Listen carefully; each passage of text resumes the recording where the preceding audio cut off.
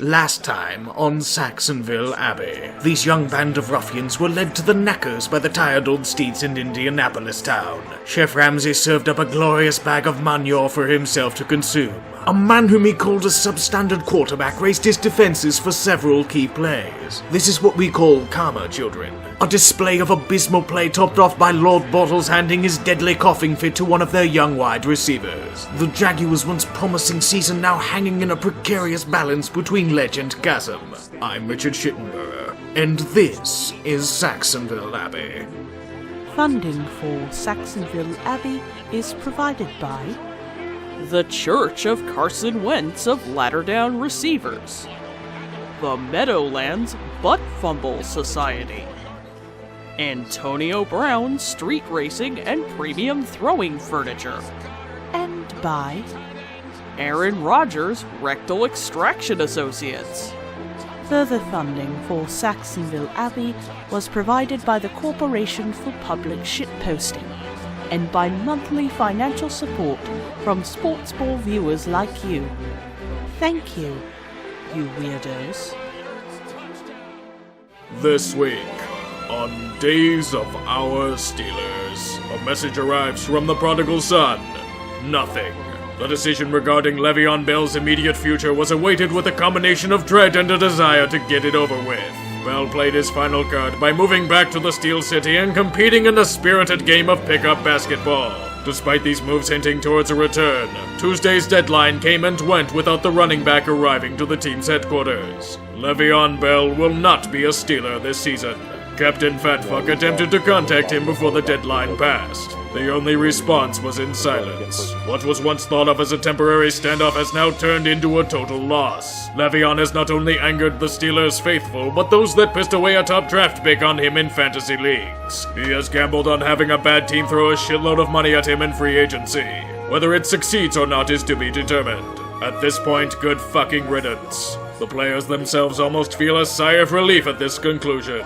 The Black and Gold Brigade can now focus on what's important to them. Raiding his locker of all valuables. A team bonding and professional move if there ever was one. The Twitter terrorizer Bud Dupree imitated a true pirate and took a sleek pair of Jordans. Perhaps they can see a backfield this season, unlike LeVeon. Some may say this is a bad look for an organization rife in drama, but this was apparently lighthearted and therapeutic for them. The team will call it a situation where boys will be boys and do nothing about it. Meanwhile, Duval, a land under siege by the forces of failure. As the sun sets and their hopes fade to black, there is no more room for error. With a fiercely challenging opponent on the horizon, it is easier said than done. Chef Ramsay has taken a thick lashing thanks to his open proclamations outside the square. Little does our Michelin star maestro understand the golden rule of shitposting. You talk shit, you get hit. Ramsay may be a star in the culinary world, but he has had a hard time accepting responsibility for his actions. The head of the Sacksonville Battalion has pointed his cannons at the viewing public. The Jaguars have been betrayed. The peasantry have become fickle. They need to be put in their place. He feels that the fans are going to miss them when the Abbey becomes a vassal again.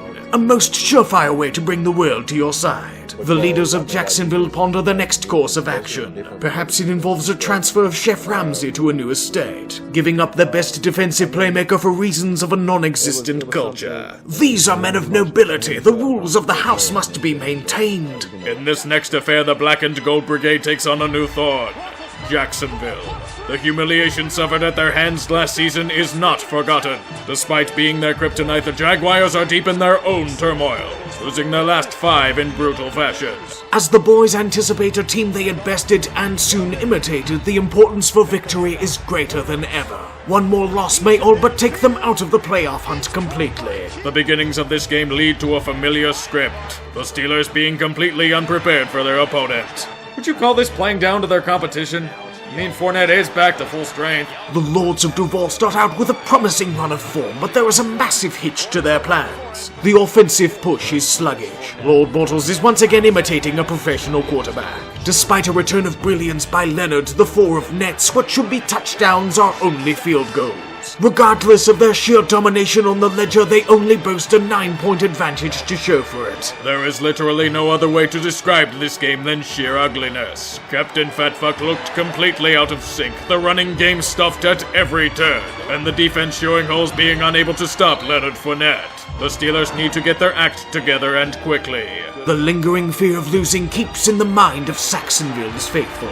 As the Jaguars continue to take penalty after penalty, the Steelers' offense plays right into the hands of the defense. Big Ben atoned for his sins as he gave them presence on a consistent basis. Roethlisberger malfunctioned as his robotic exoskeleton proceeded to glitch out. His passes missed like the courting of Stormy Daniels. At least until one big pass to the Diva to give them life. The Jaguars tried their damnedest to hold a wall despite a terrible Pittsburgh offense, but the dam eventually broke to a deep gash by Antonio Brown. Even Chef Ramsay can only stop and stare as the village is poisoned. In these terrible times, we can only rely on high-end talent to hopefully bail them out of an awful situation. The Jacksonville play calling did their best to help, proceeding to do absolutely nothing every play. Under the trusty stewardship of Lord Bortles, the Sacksonville attack provided incredibly timid responses. Ridiculously predictable play calling that the Steelers saw coming like the Queen.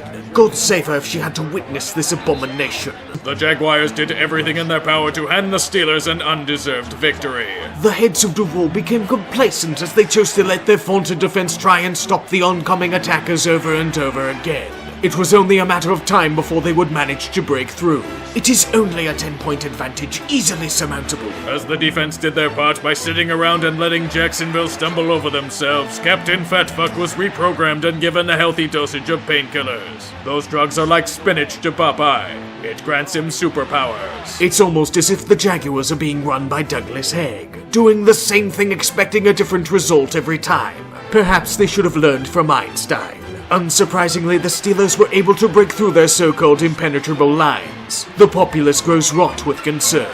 The Steelers have come back into the game, but a fourth down needs to be converted. Oh my God, Connor, you've got to catch that shit! The reinforcements managed to hold the line. Perhaps the offense can do something. Oh right, they fell to shit once again. Because it's the Jaguars and they are arrogant and feel they can do no wrong. Thank God Jacksonville doesn't have a real quarterback. As Pittsburgh prepares for another attack, there may not be enough in the tank for the defense to stop them. There wasn't. The Steelers marched down the field once again for another touchdown. All hail the Vanimal.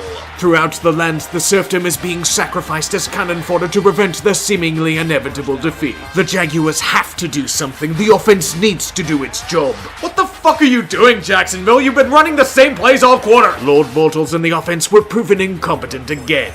Big Ben reached back and pulled out another trusty bailout from his back pocket. The writing is all but on the wall now. Petty, I figured this would be the turning point. Oh my God, Connor, you've got to catch that shit! The battering rams are at the gate. The doors are being pushed open. They have come to slay the king. Running like an option, gonna keep it, dives! Did he break it? Yes, he did! They won?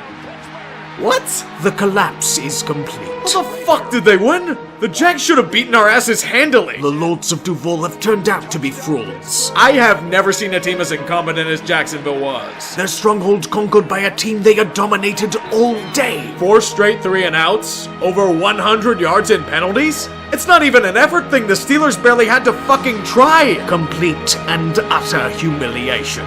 For God's sake, ask Madden could have called a better game than the Jags did. The Jaguars defeated themselves. I mean, I know Bortles sucks, but holy shit, throw some screens, run play action, rollouts, give Fournette some room to fucking breathe. With this latest batch of incompetence, the season is all but dead. I feel the same way I did after that wildcard game against the Bengals. My jaws hit the floor. Of course, Duval will fail to identify the real problems with the squad and blame the defense for this defeat. It's in no way Lord Bortles' fault, even though they don't trust him to throw a football. I'm honestly counting this one as a loss. The Steelers won't, but they had no business of winning this one. Take the money and run, boys. The serfdom is about to rebel. 6 straight losses. A locker room in chaos. Uninspired leadership. The descent back to mockery is beginning. If you'll excuse me, I have to pack my things as the torches are starting to appear before the Abbey. Cheers.